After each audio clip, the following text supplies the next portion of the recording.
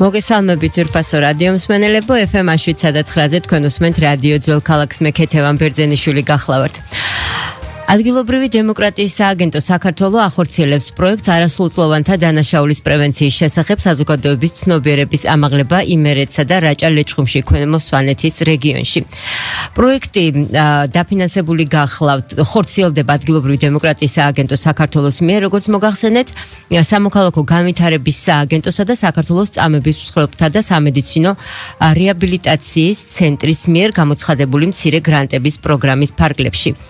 პროექტის მიზანია იმერეთის და რაჭა-ლეჩხუმი, ქვემო სვანეთის მხარეში ხელი შეუწყოს არასრულწლოვანთა მართლმსაჯულების რეფორმისა და დანაშაულის პრევენციის საკითხებზე საზოგადოების ცნობიერების ამაღლებას. რას მოიცავს უფრო კონკრეტულად პროექტი, რა მიზნები აქვს მას და რა ამოცანები, ამის შესახებ ჩვენი სტუდიის სტუმრები საუბრობენ, მე დიდი სიამოვნებით წარმოგიდგენთ მათ.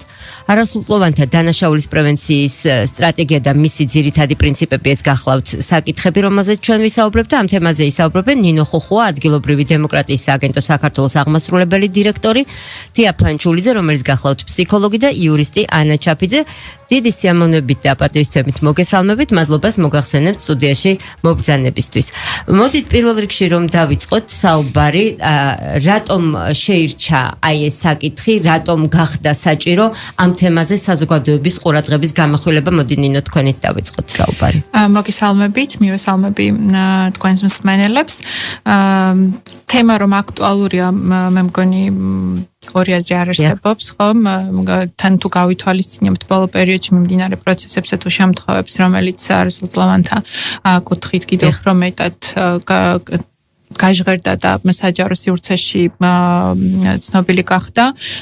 ყველა ეს ერთობლივად ცხადია იყო ერთგვარი ბიძგი და ინსპირაცია იმისა, რომ ჩვენ როგორც არასამთავრობო ორგანიზაციას გვეფიქრა საპროექტო იდეაზე და გვეზრუნა ცნობიერების ამაღლებაზე საზოგადოების სხვადასხვა ჯგუფების მიმართ და შეიძლება ითქვას, რომ ჩვენი ფიქრი და ასე ვთქვათ მიზნები დაემთხვა და თანადროული იყო იმ გამოცხადებულ მცირე საგრანტო პროგრამის მიზნებთან, რომელიც სიდასა და GCRT-ის მიერ იქნა გამოცხადებული.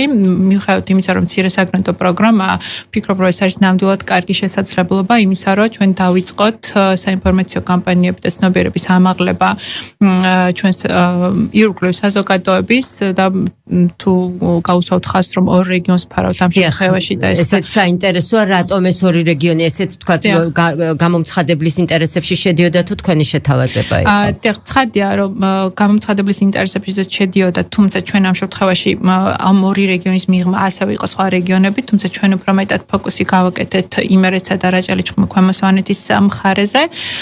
ყველა მუნიციპალიტეტს ვერ ვფარავთ, თუმცა ამ დაფარვის და შერჩეული მუნიციპალიტეტებს ვთქვათ თავის დასაბუთება გააჩნია იმ თვალსაზრისით, რომ სწორედ აი ამ მუნიციპალიტეტებში კერძოდ ქუთაისი, ზესტაფონი, საჩხერე, სამტრედია, ეს იმერეთის მხარიდან და რაჭა-ლეჩხუმი, ქვემო სვანეთიდან ამბროლაური ცაგერი სტატისტიკური მაჩვენებლებით ფიქსირდება განრიდებულთა რაოდენობა, თუმცა აქვე შენიშვნის სახით მინდა აღვნიშნო, რომ ცაგერში 2019 წლის 6 თვიანი ვთქვათ მონაცემებით განრიდებულთა მაჩვენებელი არ ფიქსირდება, თუმცა ჩვენ გვინდოდა, რომ დამატებით ასევე აკვიყო საპილოტეთ მუნიციპალიტეტი, სადაც ჯერ არ ფიქსირდება მსგავსი შემთხვევები, თუმცა ცნობიერების ამაღლება ვფიქრობ, რომ არც არავის არ აწყენდა.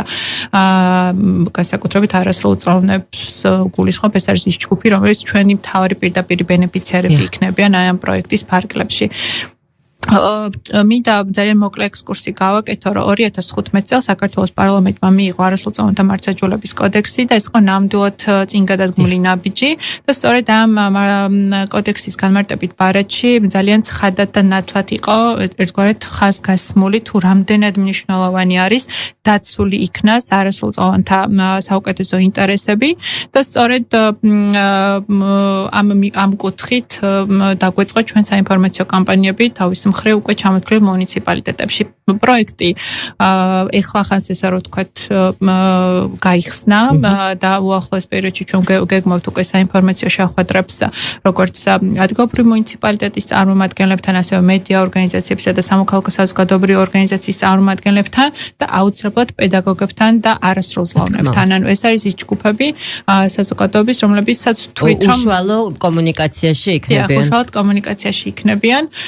ჩვენ წინასწარ პროექტის ფარგლებში მოწვეული ყავს ექსპერტები, ქალბატონი თეა და ქალბატონი ანა, რომლებიც ვთქვათ, როგორც სამართლებრივ ნაწილში, ასევე ფსიქოლოგიურ კონტექსტში შევეხებით ჩვენ ამ შეხვედრების დროს და ეს იქნება ერთგვარად ერთის მხრივ ინფორმაციის მიწოდებაც და ასევე მათის მხრიდან ჩვენ მოვისმინოთ კიდევ რა არის საჭირო, თუნდაც ჩვენი მსგავსი ორგანიზაციების მხრიდან რომ მცირედი ინტერვენციები განხორციელდეს.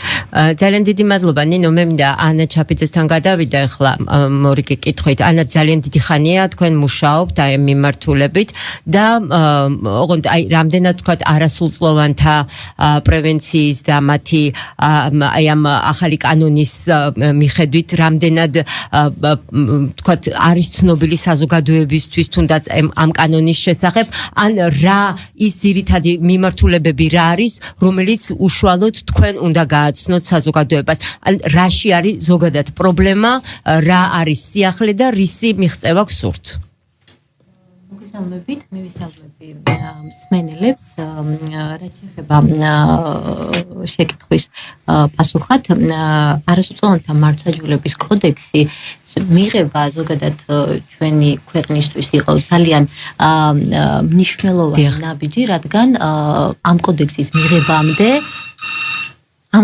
მიღებამდე არ არსებობდა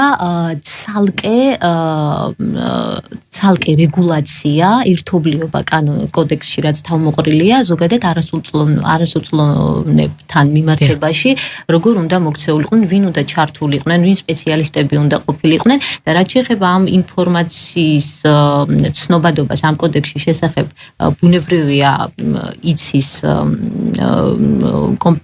ამ არასრულწლოვანებთან მომუშავე ჯგუფებმა, რადგან აუცილებელი არის არასრულწლოვანებთან მუშაობდეს გადამზადებული სპეციალისტები, ესენი პროკურორები, გამომძიებლები, ადვოკატები, სოციალური მუშაკები, რომლებსაც სპეციალიზაცია აქვთ გავლილი არასრულწლოვანთა მართლმსაჯულების სისტემაში მოხვედრილ ბავშვებთან როგორ იმუშაონ და ეს ბუნებრივია მათი ვალდებულება არის იცოდნენ.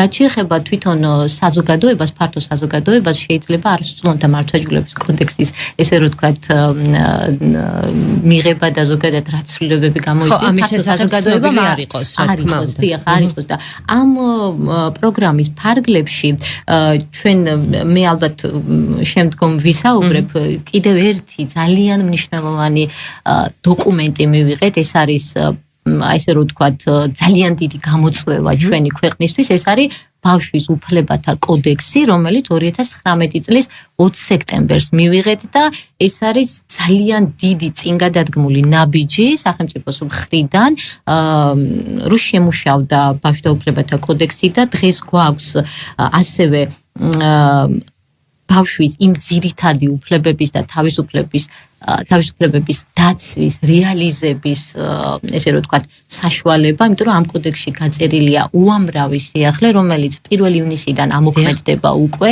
ამაში ამ კოდექსის იმპლემენტაციაში, ესე რომ ვთქვათ, ჩართული არის მულტიდისციპლინარული გუნდი, მთლიანად საქართველოს პარლამენტი და რაც ყველაზე მნიშვნელოვანია, ადგილობრივი თვითმმართველობები უკვე გაწერილია პირდაპირ კოდექსში, რომ ბავშვთა დაცვის სამსახურები უნდა შეიქმნას, რომელიც 1 მარტამდე უნდა იქნეს უკვე წარმოდგენილი ამ სამსახურების, ესე რომ ვთქვათ, მოდელი უნდა შეიქმნას უკვე 1 მარტამდე და შემუშავდეს ის პროგრამები, მხარდამჭერი პროგრამები, რაც ბავშვთა დაცვისთვის არის აუცილებელი და ეს არის ძალიან დიდი, ესე რომ ვთქვათ, პირველი ნაბიჯი. აქამდე ეს ჩვენ არ გქონდა თუ იყო ოღონდ სხვა ფორმით და რაღაც არასრულფასოვანი იყო.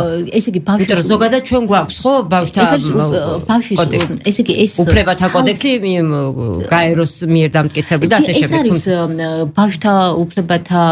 ბავშვთა კონვენცია, გაეროს ბავშვთა უფლებათა კონვენცია არის საერთაშორისო დოკუმენტები, რომლებიც ეს არის საერთაშორისო დოკუმენტები, მაგრამ თვითონ შიდა კანონმდებლობის კუთხით მაგალითად არსებობდა ბავშვის დაცვა მავნე ზეგავლენისაგან კანონი ცალკე იყო ცალკე გაბნეული კანონებში რეგულაციები, მაგრამ ეს არის ერთი მთლიანი კოდექსი, უკვე ცალკე კოდექსი, საკანონმდებლო დოკუმენტი პარლამენტის მიერ მიღებული, სადაც გაწერილია ყველა ის დამცავი მექანიზმები, რაც ასევე პრევენციული ღონისძიებები, მოწმე ბავშვის, დაზარალებული ბავშვის, ძალადობის ხვერპლი ბავშვის და ასევე იმ ღონისძიებების ერთობლიობა, რაც მნიშვნელოვანია პრევენციისთვის, უბრალოდ რაც შემდგომლად ანა, ასევე საინტერესო არის, თქვენ ახსენეთ წეღან, რომ ამაში ჩართულები არიან, ანუ პროკურორები, გამომძიებლები, იურისტები და ასე შემდეგ. მათ გაიარეს შესაბამისი გადამზადება ამ, ხო? ანუ ვინ უტარებდა გადამზადებას და რა მეთოდოლოგიით ხდებოდა, იმიტომ რომ ჩვენ თქვათ იგივე თქვათ წინა პერიოდებს თუ გავიხსენებთ, ფატალ სამწუხარო შედეგებამდე მივედით ერთ-ერთ შემთხვევაში, ხო? და კიდევ თქვათ არ არის თქვათ ამოსული ზევით და ფართო საზოგადოებამ არ იცის იმ ფაქტების შესახებ, რომელიც კიდევ იყო და ალბათ არის მსგავსი ტიპის დაკითხვების და ასე შემდეგ ბავშვებს მცირე არასრულწლოვანებთან ურთიერთობის დროს. ანუ რა მეთოდოლოგია არის ეს, რითაც გაიარეს და რამდენად ეფექტური შეიძლება იყოს მე მომდევნო ურთიერთობებში. კი, აქ მე სამართლებრივი კუთხით განვარტებდა ფსიქოლოგის და რა თქმა უნდა მაინტერესებს სამართლებრივად დავიწყოთ. აი ალბათ უფრო უმჯობესი იქნება დავიწყოთ ზოგადად უკვე მოხვედრილი ბავშვი, რომელიც უკვე მოხვდება კანონთან კონფლიქტში იქნება ამ შემთხვევაში ერთვება პროკურატურა, გამომძიებლები და შესაბამისი ადვოკატები და შესაბამისი სპეციალისტთა ჯგუფი და მხოლოდ უკვე რომ მოხვდა ბავშვი მართლმსაჯულების სისტემასთან კონფლიქტში აქ უკვე სხვა მიდგომებია საჭირო და მნიშვნელოვანი გადამზადება, რაც მოხდა პროკურორების, გამომძიებლების, ბუნებრივია ეს უნდა იყოს, ეს არ უნდა ატარებდეს, ესე რომ ვთქვათ, ერთჯერად ხასიათს, ეს უნდა იყოს რეგულარული ხასიათი და პერმანენტულად უნდა ხდებოდეს ყოველი კრიზისული, იმიტომ რომ ზოგადად არასრულწლოვანი და ყველა შემთხვევა შეიძლება იყოს ინდივიდუალური. აი მაგის თქმამიდა, იმიტომ რომ არასრულწლოვნებთან ურთიერთობა ყველა არასრულწლოვანს აქვს თავისი წარმომავლობა, რამ გამოიწვია გამომწვევი მიზეზების შეფასება, ჩვენ რისკების შეფასებას ვაფასებთ, ხო? საიდან მოდი, რატო მოხდა, ჯერ პირველ რიგში ამის იდენტიფიკაცია უნდა მოხდეს, რატო მოხდა არასრულწლოვანი კანონთან კონფლიქტში, ხო? ამას სჭირდება ინდივიდუალური მიდგომა, ესე რომ ყველა შემთხვევას აქვს თავისი მართვის სტრატეგია, ესე რომ ვთქვათ, ხო? რომ არ მოხდეს განმეორებითი რეციდივი, ზუსტად, ხო? ამის პრევენციაც არსებობს. მე დავიწყებ თავიდან, პრევენცია ზოგადად რა არის? პრევენცია არის სახელმწიფოს მიერ შემუშავებული გარკვეული ღონისძიებათა ერთობლიობა, რომელიც ჩვენ გვაძლევს იმის, ესე რომ ვთქვათ, იმ რისკების შემცირებას, რომ ბავშვი არ მოხვდეს კანონთან კონფლიქტში. აქვე არის პირობითად დაყოფილი სამი დონის პრევენცია, იმიტომ რომ ჯგუფებად არის დაყოფილი, ეს არის ადრეული პრევენცია, როდესაც ეს ბავშვი არ არის მოხვედრილი, ნებისმიერ ბავშვს ქვეყნის მასშტაბით, ვინც არის ბავშვები, მათთან ხდება გარკვეული ღონისძიებების ჩატარება, განხორციელება, თუნდაც მაგალითად ძალადობის წინააღმდეგ კამპანიები, ტრენინგების შემუშავება, ბულინგის თემატიკაზე, გარკვეული ჩართულობა ბავშვების, მაგალითად ბავშვის უფლებათა კოდექსში არის ძალიან კარგი ღონისძიება ჩადებული ბავშვის მოხალისეობის ხელშეწყობა, რომელიც ისახავს მიზნად, რომ ბავშვი იყოს საზოგადოების სასარგებლოში ჩართული. ესეც არის ერთ-ერთი მხარდამჭერი პროგრამა ადრეული პრევენციის დროს რა ღონისძიებები შეიძლება გავატაროთ. არის მეორე დონის პრევენცია, როდესაც უკვე ბავშვი ხედავთ უკვე რომ ზღვარზე არის კანონთან კონფლიქტში მყოფი რისკის წინაშე დგას ბავშვი, ხო? ამ შემთხვევაში ხდება უკვე სხვა ჩარევები, სხვა ღონისძიებები უნდა შეიმუშაოს სახელმწიფომ, რომ ამ ტიპის ამ კატეგორიასთან უკვე სხვა ჩარევები განახორციელოს, რადგან ადრეული ჩარევა არის საკმარისი. ასევე არის მესამე დონეზე გადავდივართ, როდესაც უკვე ბავშვი მოხვდა უკვე კონფლიქტში არის და აი ამ შემთხვევაში უკვე საკმარისი არ აღმოჩნდა წინა ღონისძიებები, ესე რომ ვთქვათ, საკმარისი და აქ უკვე ხდება უფრო აქ არის მნიშვნელოვანი უკვე ბავშვი როცა მოხვდება მართლმსაჯულების ორგანოში, აი პროკურორის როლი და გამომძიებლის როლი უკვე ერთვება აქ. იმიტომ რომ ოჯახი ბუნებრივია ბავშვი რო არ მოხვდეს კანონთან კონფლიქტში, მრავალი ფაქტორი არსებობს, ოჯახის ფაქტორი, საზოგადოების ცნობიერების ამაღლება ერთ-ერთი მნიშვნელოვანია და აი აქვე ამ გადაცემის მნიშვნელობაზეც მინდა ვისაუბრო, რომ მასმედიის როლი არის. აი მასმედიის როლზე მოდი ცოტა ცალკე ვისაუბროთ და კიდე კონკრეტული ჯგუფების როლზე. მე ხა თიასთან მინდა გადავიდე შეკითხვით, თია ფანჩულიძე გახლავთ ფსიქოლოგი და სამწუხაროდ ჩვენ საზოგადოებაში ხშირია შემთხვევები, როდესაც ბავშვს თავიდანვე რაღაცა მისი ქცევით გამორჩეულ ბავშვს რაღაცა იარლიხს მიაწებებენ ხოლმე და მე არ მინდა ხა იმ სიტყვების უტრირება და გავიმეორო, მაგრამ აი როდესაც ბავშვს უქმნიან შთაბეჭდილებას, რომ ის არ არის ასე ვთქვათ სასარგებლო საზოგადოებისთვის, ცუდია სკოლისთვის, ოჯახში რაღაც და მსგავსი ტიპის ბავშვები იჯერებენ ამას, ხო?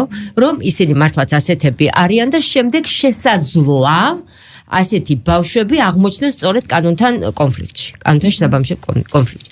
აი თქვენ როგორც ფსიქოლოგი და აი ამ პროექტში ჩართული ადამიანი, როგორ ფიქრობთ, ანუ რა საიდან უნდა დაიწყოს პირველ რიგში, რომ ბავშვს არ უბიძგონ და ბავშვმა პირველ რიგში და ადამიანმა დაიჯეროს საკუთარი თავის ირწმუნოს, საკუთარი თავის, რომ მას შეუძლია კარგი საქმეების კეთება და არა ვთქვათ რაღაცა იმის იქით. მოგესალმებით.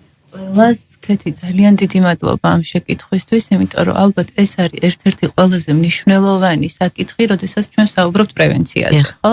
და პრევენცია იწყება ადრეული ასაკიდან, ბაღის ასაკიდან და ოჯახში, როდესაც ბავშვი იბადება, აი ამ აქედან იწყება, ხო? ეხლა თქვენ რასაც შეეხეთ, ეს არის, როდესაც ჩვენ საუბრობთ ადამიანის თვითშეფასებაზე, რომელიც განსაზღვრავს პიროვნების ღერს ზოგადად, ხო? და თვითშეფასების ნაწილი მოზარდობის ასაკში არის ყველაზე ცენტრალური საკითხი, ხო? ყველაზე მნიშვნელოვანი საკითხი, რას ფიქრობენ სხვები ჩემზე, აქედან მე ვადგენ როგორი ვარ მე, როგორი ადამიანი ვარ და ეს სხვების შეფასება განსაზღვრავს ჩემს იდენტობას, ხო?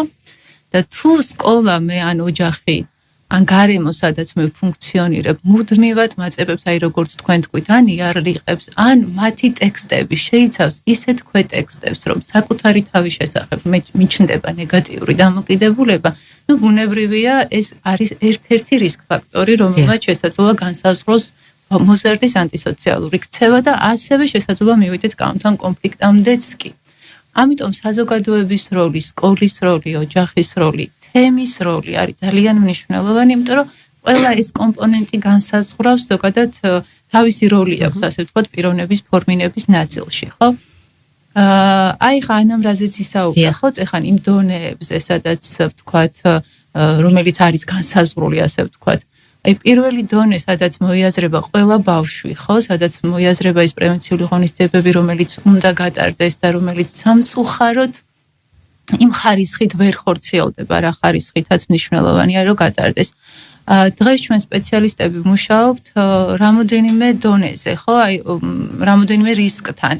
ეს არის ჯერ ვიკვლევთ, თქვათ, ოჯახის დონეზე არსებულ როგორც რისკებს, ასევე დამცავ ფაქტორებს, სკოლის დონეზე არსებულ რისკებს და დამცავ ფაქტორებს და აი საზოგადოება რო არ ავრიო, რას გულისხმობ ამ რისკს და დამცავ ფაქტორში. ანუ რისკი ის არის, რაც თქვათ შესაძლოა გახდეს ხელშემწყობი ანტისოციალური ქცევის და დამცავი ფაქტორი ის არის, რაც არის ბავშვის ძლიერი მხარე, ხო? როგორც თვითონ ბავშვში, ასევე გარემოში, სკოლაში, ოჯახში და ასე შემდეგ, ხო? ეხლა როდის ხდება, რომ ბავშვი უცებ აღმოჩნდება კანონთან კონფლიქტში, ამ ბავშვი ჩადის ისეთ ქცევას, რომელიც საზოგადოებისთვის არის მიუღებელი და საზოგადოებას უქმნის რისკს, ხო? და ისე აი რაღაცა შევაჯამებ ამ ნაწილით, რომ როდესაც ბავშვი იზრდება არაჯანსაღ გარემოში, ანუ დისფუნქციურ ოჯახში. ოღონდ დისფუნქციური ოჯახიც იცით როგორი რამეა, რომ აქ არ იგულისხმება მხოლოდ გაყრილი მშობლები, ან თქვაც მხოლოდ საზღვარგარეთ წასული მშობლები, რომელიც არამედ თქვაც სადაც ძალადობის სადაც ოჯახი, რომელიც მშობლები თავის ფუნქციას ვერ ასრულებს, ხო, სხვადასხვა მიზეზების გამო. აი ესეთი ბავშვი მე აი ამ ოჯახში მიღებული ეს გამოცდილება, ხო, არასასურველი გამოცდილება გადადის სასკოლო გარემოში. სადაც ყველაზე უფრო კარგად უნდა ჩანდეს, ხო? აი ამიტომ სასკოლო გარემოს როლი არის ძალიან მნიშვნელოვანი. ძალიან მნიშვნელოვანია, რომ პედაგოგებს კონდეთ. იქ დამხტურთა როლი. ანუ მე თუ მოვდივარ აი ამ რისკების დამძიმებული პრობლემებით, სკოლა უნდა იყოს ადგილის, რომელიც უნდა მეხმარებოდეს აი ამ პრობლემის მოგვარებაში, აი ამ პრობლემური ქცევების დარეგულირებაში და არა მათ გაორმაგებაში. იმიტომ რომ სკოლას აქვს ეს ძალიან მნიშვნელოვანი გავლენა, ხო? და თუ სკოლაშიც ვერ რეალიზდებენ, ვერ ვიღებ იმ მხარდამჭერას, ოჯახში არა მაქვს, სკოლაში არა მაქვს ეს მხარდამჭერა, მე უკვე როგორ ადამიანი ვარ, სოციალური ცხოველი, ხო? და ჩვენ გვჭირდება რეალიზება, სადღაც თვით რეალიზება.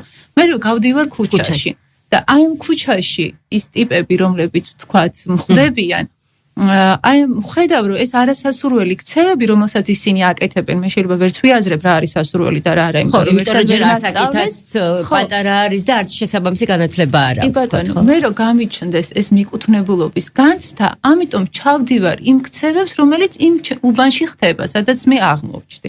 ხდებით, აი რაღაცა ესეთი ციკლია, ხო? და უკვე ვიღებთ მე იმ მოზარდს, რომელიც კანონთან მოვიდა კონფლიქტში და რომელმაც ჩაიდანა. აი და მოვიდა კანონთან კონფლიქტში. ჩვენ ვიცით რომ სოციალური მუშაკები მუშაობენ, ფსიქოლოგებიც მუშაობენ, ასეთი ტიპის ბავშვებთან, ოჯახებთანაც მუშაობენ, მაგრამ არ არის საკმარისი. მათი ეს ურთიერთობა და საბოლოო ჯამში აღმოჩნდება ხოლმე ისე რომ ეს მოზარდი უკვე კანონთან მოვიდა ძალიან ღრმა კონფლიქტში და აი მესამე ფაზაო როგორც ანამ თქვა უკვე აი იქეთ გადავედით. აი ამ შემთხვევაში მისი ფსიქოლოგიური მდგომარეობა რას ითვალისწინებს და როგორი არის პრევენციის ანუ ხელშეწყობის საკითხები.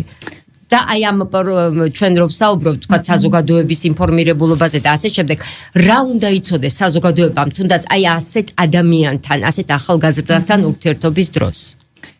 რაც შეეხება აი თქვენ შეკითხვას კეთი რასაც ამბობთ, აქ ხდება ესეთი მულტიდისციპლინარული მიდგომა ხორციელდება, იდეაში ესე უნდა იყოს და ნუ ზედმეტნაკლებად ეს ხორციელდება, რაც გულისხმობს მოზარდის იმ რისკების და საჭიროებების შეფასებას, ანუ უკვე რო კანონთან მოვიდა, რამ განაპირობა, ეხლა ანამაც გავუსვა ამას ხაზი, რამ მოიყვანა ეს ბავშვი აქამდე და რისი მოგვარება არის რეალისტური და ერთვება არა მხოლოდ ფსიქოლოგი, არამედ სოციალური მუშაკის როლი არის ძალიან მნიშვნელოვანი, რომელიც მუშაობს იმ გარე რისკების შემცირებაზე, რომელიც ანუ ბავშვს და შესწავლაზე პირველ რიგში. პირველ რიგში შესწავლაზე და მერე შემცირებაზე. და თვითონ კანონთან კონფლიქტში მყოფი ბავშვის თან მუშაობაზე ძალიან მნიშვნელოვანია, რომ მიმართული იყოს იქითკენ, რომ მან გაიაზროს საკუთარი ჩადენილი დანაშაული, ერთ მხრივ პასუხი აგოს და მეორე მხრივ გაიაზროს ეს. და ეხლა ჩვენს ქვეყანაში არსებობს ესეთი განრიდება მედიაციის პროგრამა, რომელიც არის ძალიან მნიშვნელოვანი კომპონენტი არასრულწლოვანთა დანაშაულის ნაწილში, ხო? იმიტომ რომ ეს კომპონენტი ფაქტიურად ხელშემწყობი ხდება ერთი მხრივ პრევენციის ნაწილში და მეორე მხრივ დანაშაულის გაანალიზების და გააზრების ნაწილში. აი ესეთი კონკრეტულად ხა ძალიან გამიჭირდება ფსიქოლოგების მუშაობის მეთოდოლოგიაზე გესაუბროთ, იმიტომ რომ ძალიან ინდივიდუალური და შესაძლოა აი საინტერესო არის თქვა საზოგადოებისა და ასეთი ადამიანების, ასეთი მოზარდების დამოკიდებულება, ურთიერთქმედება, მე ტყუილა არ დავიწყეთ წეღან საუბარი თქვა აი მცირეწლოვანებიდან, ასაკიდან გამომდინარე რაღაცა მართლა იარლიყების მიწებებაზე, იმიტომ რომ მისი არ იყოს რა ქვია, აი გოგი ხარაბაძე ამბობდა მსახიობი ცნობილი, პირველად რომ ათამაშესო ნეგატიური როლიო, მე სულ მთელი ცხოვრება ესეთ როლებს თამაშობდიო, ხო? და აი ესეთი ადამიანები რაღაცა რაც არ უნდა მე კარგი საქმე აკეთოს, მაინც ვიღაცის თვალში არის ხო სტიგმატიზირებული, ხო? და ანუ საზოგადოება როგორ უნდა იყოს მზად ამისთვის, აი მედიამ როგორ უნდა გააშუქოს თუნდაც ასეთი ამბები ძალიან ცუდად ვიცით ამის გაშუქება. ძალიან ცუდად და პირდაპირ შეიძლება ბრალდებული, მსჯავრდებული, ასე შემდეგ ძალიან ურევთ ხოლმე ბევრ ამას. მიუხედავად იმისა, რომ განმარტებითი ტერმინები და ლექსიკონები გვაქვს. მაგრამ აი პირველი შეხებისას ვამბობ. ძალიან მნიშვნელოვანია, რომ გარემო იყოს მხარდამჭერი საზოგადოება, ასე რომ ვთქვათ და ეს და გააცნობიეროს საზოგადოებამ, რომ ის ადამიანი, რომელიც დღეს კანონთან კონფლიქტშია და ამ შემთხვევაში მოზარდი მისი ნაწილია, ხო? და ძალიან მნიშვნელოვანია, რომ მას მისცეს შანსი, თუნდაც დასაქმების თვალსაზრისით, თუნდაც სხვადასხვა პროგრამებში ჩართვის თვალსაზრისით, ხო? ანუ აი შესაძლებლობა განვითარების. ეს არის უმნიშვნელოვანესი ნაწილი, იმიტომ რომ ძალიან ბევრი არასრულწლოვანი მსჯავრდებული მოზარდისგან მოისმენთ, რომლებიც უკვე ციხეში მოხვდნენ, რომ მათ არ აქვთ პერსპექტივა მომავალში, რომ ისინი იქნებიან დისკრიმინირებულები საზოგადოების მხრიდან. ეს არის ძალიან მტკივნეული და რაც რაოდენი სამწუხაროც არ უნდა იყოს, ეს არის რეალობა. იმიტომ რომ ჩვენ ძალიან ხშირად გვაქვს ჩვენ საზოგადოებას მიუღებლობა ამ ადამიანების მიმართ.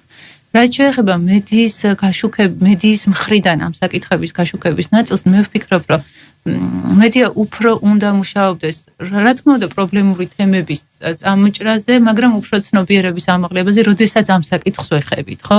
რომ რა არის მნიშვნელოვანი, რა ღონისძიებები უნდა გაკეთდეს და ხანდახან ეს სამწუხაროდ მედიის მხრიდან კონკრეტული ქცევები არის ხოლმე გაშუქებული, რაც არის საკმაოდ ცარისკო, იმიტომ რომ შესაძლოა ზუსტად ამან და შეიძლება ეს კიდე მაპროვოცირებელიც იყოს სხვა შემთხვევაში. ახალი ქმედების. ამიტომ აი ესეთი ტიპის ან სხვაში უკვე სხვა ადამიანში ქმედება. ხო, ანუ ეს ძალიან მნიშვნელოვანია, რომ იყოს გათვალისწინებული. აი ამ პროექტის ფარგლებში ვთქვათ ნინოსთანაც და ანასთანაც მექნება შეკითხვა. რამდენად იგეგმება ტრენინგების სერია, რომ ჩატარდეს სხვადასხვა ფოკუს ჯგუფებში, თუნდაც იგივე მედიასთან, იგივე ვთქვათ, არ ვიცი, მასწავლებლებთან, ვისაც შეიძლება შეხება გქონდეთ, ხო? შეიძლება კი არა, ძალიან დიდ მასას აქვს შეხება, ხო, ასეთ ტიპის ადამიანები.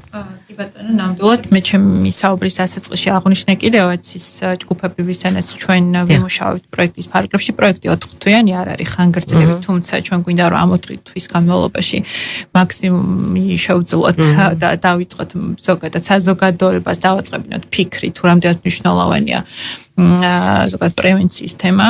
და მათი როლი დავანახოთ კიდევ აი ამ პროცესში და მოგვიანებით მინდა ხაზგასმა გავაკეთო მუნიციპალიტეტის როლზე ასევე. რაც შეეხება თქვენს კითხვას, რა თქმა უნდა იქნება საინფორმაციო შეხვედრები, ეხლა ეს ვერ დავარქმევთ ამათ წმინდა ტრენინგებს, თუმცა ეს იქნება შეხვედრები, ჩვენ შევხვდებით მედია ორგანიზაციის წარმომადგენლებს, პედაგოგებს, მუნიციპალიტეტის წარმომადგენლებს და სამოქალაქო საზოგადოებრივი ორგანიზაციის წარმომადგენლებს. შერეული ჯგუფი, სადაც როგორც ფსიქოლოგიურ ნაწილზედაც დავაფიქრებთ მათ და ასევე სამართლებრივ კუთხითაც მივაწვდით ინფორმაციას და გარდა ამისა ცალკე გამოყოფილად გვაქვს არასრულწლოვანებთან შეხვედრა შეგნებულად, იმიტომ რომ გვინდა რომ ჩვენ მათგან არა მარტო ჩვენ ვიყოთ ინფორმაციის გამჟღერებლები და მიმწოდებლები მათთვის, არამედ პირიქით მათგანაც მოვისმინოთ ის ესე რომ ვთქვათ დაბრკოლებები, პრობლემები, რასაც ისინი თავიანთი თვალით ხედავენ, თუნდაც სკოლაში, ირგვლივ საზოგადოებაში, უბანში ეგრეთ წოდებული, რომელიც ასევე როგორც აღნიშნეს გარკვეულწილად ერთ-ერთი მთავარი გავლენის მომხდენია, თუ როგორც მთავარი აქტორი ერთ-ერთი. დიახ, არასრულწლოვანი, თუმცა გარდა ამისა ჩვენ ამ პროცესში გვინდა რომ ჩავერთოთ როგორც სოციალური მუშაკები, ასევე გვინდა პროკურორები, ის ადამიანებიც გადამზადებულნი არიან და უკვე მათ აქვთ ინფორმაცია თუ როგორ უნდა იურთიერთობენ უკვე არასრულწლოვანებთან და არიან კვალიფიციურები. ყოველ შემთხვევაში ჩვენ გვექნება ამის მცდელობა და ასე ვთქვათ, გაგზავნილი გვაქვს შესაბამის სტრუქტურებში წერილები ოფიციალური, რომ მათგან მივიღოთ თანხმობა, თუმცა პრობაციიდან უკვე გვაქვს თანხმობა და ნამდვილად დიდი მადლობა მათ ამ ზაობისთვის, რომ მათი თანამშრომლები და წარმომადგენლები მიიღებენ მონაწილეობას ჩვენს მიერ ორგანიზებულ შეხვედრებში და ასევე ისეთი პროექტის დასასრულს ჩვენ გვეგმავთ რომ გვექნება დიდი დასკვნითი კონფერენცია, სადაც ყველა აქტორს მივცემთ შესაძლებლობას, მათ შორის გადაწყვეტილების მიმღებ პირებსა თუ თავად მოწყობილ ჯგუფებს, რომ ერთობლივად ვისაუბროთ, ღიად დავსვათ კითხვები, ის რაც ესე რომ ვთქვათ, ხშირად შეიძლება ჩვენ თავთან გქონდეს კითხვები და პასუხსაც ვერ ვცემდეთ ხო ამ კითხვებს, ამიტომ ღიად ვისაუბროთ ამ პრობლემებზე და კიდევ უფრო მეტად როგორ გავაუმჯობესოთ ეს პრევენციის ხარისხი ჩვენ საზოგადოებაში და ჩვენი როლი დავინახოთ ყველა ამ ერთობლივად ამ პროცესში. ადგილობრივი თვითმმართველობების როლზე მე აქვე მაშინ შეგეკითხებით, ხო, ანუ ცალკე მინდაო გამოვყო მათთან მუნიციპალიტეტების როლი მნიშვნელოვანია ამ პროცესში, მიუხედავად იმისა, რომ ჯერჯერობით ესე მკვეთრად არ ჩანს მზაობა მუნიციპალიტეტების მხრიდან, რომ შემუშავდეს ესეთი პროგრამები, სადაც, რა თქმა უნდა, ფარულად და არა ესე ვთქვათ, აფიშირებულად იქნება გაერთიანებული როგორც ასე რომ ვთქვათ, ანტისოციალური ქცევის ბავშვი და ასევე არა ანტისოციალური ქცევის, ანუ პროფესიონალი განრიდებული არასრულყოფნები და გვინდა რომ ეს იყოს ის პროგრამები, ახალგაზრდული პროგრამები, რომელიც თავად მუნიციპალიტეტის მხრიდან იქნება შემუშავებული და ჩვენ ვიცით რომ აქვთ მათი ფინანსური რესურსი იმისა და ისედაც ახორციელებენ ახალგაზრდულ პროგრამებს, უბრალოდ უფრო მეტად დავფიქრდეთ ანუ ჩართულობა უფრო მეტად იყოს. უზრუნველყოფა მოახდინონ, იმიტომ რომ აქამდე არ ვიცი ალბათ სურვილი აღუძრან მოკლედ ამ ახალგაზრდებს რომ ჩაერთონ. კი და ეს იყოს რა თქმა უნდა არ იყოს მღია აფიშირებული, იმიტომ რომ შესაძლებელია ეს არ სიამოვნებდეს და არ იყოს მისაღები თავად ამ ტიპის მოწყვლადი ჯგუფისთვის რომ სხვა თანატოლებმა იცოდნენ მისი სტატუსის შესახებ. ანუ ჩვენ გვინდა რომ ამ ყველაფერზე თავად მუნიციპალიტეტებთანაც ვისაუბროთ და ის პროგრამები რომელსაც აკეთებენ და ისაც ხარჯავენ თანხას მოხდეს ამ ტიპის არასრულწლოვნების გათვალისწინება და ჩართვა მსგავსი ასეთ შემთხვევაში ალბათ თვითონ თვითმმართველობების წარმომადგენლებთანაც იქნება გარკვეული სამუშაო ჩასატარებელი, ხო, ვიდრე ვთქვათ ეს საერთო შეხვედრები და ხალხი შერჩეული ადამიანები, ალბათ ერთი ცალკე შეხვედრა ფსიქოლოგის და იურისტის აუცილებელი იქნება, ხო, თეა მათთან და ვთქვათ რა საკითხებზე უნდა გამახვილდეს ამ შემთხვევაში ყურადღება. თან მნიშვნელოვანი იქნება და დიდი იმედით ველოდებით ამ შეხვედრას, იმიტომ რომ თან მნიშვნელოვანია რომ თვითონ ადგილობრივი თვითმმართველობების ხილული გახდნენ ეს ბავშვები, რომ ჩვენი საზოგადოების ნაწილი არიან, მათ გვერდით მყოფი ბავშვები არიან, რომელთაც რაღაცნაირად რაღაცებში შანსები ერთმევათ, ხო და ეს უნდა იყოს შესაძლებლობა ერთ მხრივ მათთვის სტიმული იმისთვის რომ შეცვალონ ის ქცევა, რასაც ვთქვათ აქამდე აკეთებდნენ და რამაც ისინი მიიყვანა კანონთან კონფლიქტამდე, ხო, ანუ სხვა უკეთესი ალტერნატივის შეთავაზება და გარდა ამისა ძალიან მნიშვნელოვანია რომ სპორტ ზოგადად მოზარდის და ანტისოციალური ქცევის პრევენციაში ძალიან დიდი როლი აქვს და თუნდაც ადგილობრივმა თვითმმართველობებმა მათი არეალში მოაწყონ ისეთი თქვათ ინფრასტრუქტურა, რომელიც თქვათ ორიენტირებული იქნება სპორტული აქტივობებისთვის და მოზარდი, რომლებიც ქუჩაში ატარებენ დროს, მათ მიეცეთ ეს შესაძლებლობა. ხა ზედმეტნაკლებად არის, მაგრამ არის უბნები, სადაც საერთოდ არ არის ინფრასტრუქტურა თქვით მოწყობილი და აქაც ალბათ ძალიან მნიშვნელოვანი იქნება მათი პასუხისმგებლობა გარდა იმისა, რაც თქვათ ნინო მისაუბრა. ხო, გავაგზავნებ, აი ზუსტად რაც ვისაუბრე, ზემოთ ბავშვის უფლებათა კოდექსის მნიშვნელობა არის ძალიან არსებითი, იმიტომ რომ მანამდე მუნიციპალიტეტებს, ადგილობრივ თვითმმართველობებს არ ჰქონდათ ესეთი აქტიური დამოკიდებულება ბავშვთა დაცვის კუთხით რაიმე ღონისძიებები, ანუ ხარდამჭერი პროგრამები შეემუშავებიათ. ეხლა პირდაპირ არის ვალდებულება და უკვე ყველა ადგილობრივი თვითმმართველობა ინფორმირებულია, რომ 1 მარტამდე უკვე გაწერილი არის კოდექსით, რომ უნდა შეიქმნას სამსახურები და უკვე დაწყებულია ამაზე მუშაობა, უნდა შემუშავდეს კონკრეტული ხარდამჭერი პროგრამები ბავშვთა დაცვის მიზნით, ბავშვთა უფლებების დაცვის მიზნით და აქ უკვე მათი აქტიურობა და მათი აქტივობები უკვე აუცილებელი იქნება და სავალდებულო იქნება. მათი ნება უბრალოდ არის აუცილებელი არა, არამედ ვალდებულება ეკისრება. ვალდებულება აქვს კოდექსით აღებული და აქვე უბრალოდ დავამატებდი მასმედიის როლთან დაკავშირებით, უბრალოდ მასმედიის როლი ძალიან მნიშვნელოვანია ზუსტად ცნობიერების ამაღლების კუთხით, რომ უარყოფითი დამოკიდებულებები შეუწყოს ხელი ძალადობის, ნარკოტიკების, ალკოჰოლური მოხმარების, აი ამ თემატიკაზე. ზუსტად ეს გადაცემაც ეხლა რაც არის ძალიან მადლობა რადიო ქალაქ, ზუსტად ეს არის მაგალითი იმისი, ერთ-ერთი პრევენციული ღონისძიება, ზუსტად აი ამ გადაცემის მნიშვნელობა, მაგალითი, რომ აი პრევენციის მნიშვნელობაზე ვსაუბრობთ და საზოგადოებას აი ამ ცვლილებებზე, ამ ბავშვის უფლებათა კოდექსში რა არის გაწერილი, რო არსებობს არასრულწლოვანთა მართლმსაჯულების კოდექსი, სადაც ბავშვი დაცული არის ძალადობისაგან, უკვე რომ მოხვდება მართლმსაჯულებაში, ვინ უნდა ისაუბროს და რომ სტრესი არ მიიღოს და კიდე განმეორებითი დანაშაულის რისკებს არ ქონდეს ადგილი, ხო? აი ეს არის ცნობიერების ამაღლების ერთ-ერთი მაგალითი, დავუშვათ მედია საშუალებებმა, როგორ უნდა შეუწყოს ხელი, რა წვლილი უნდა შეიტანოს ამ მიმართულებით.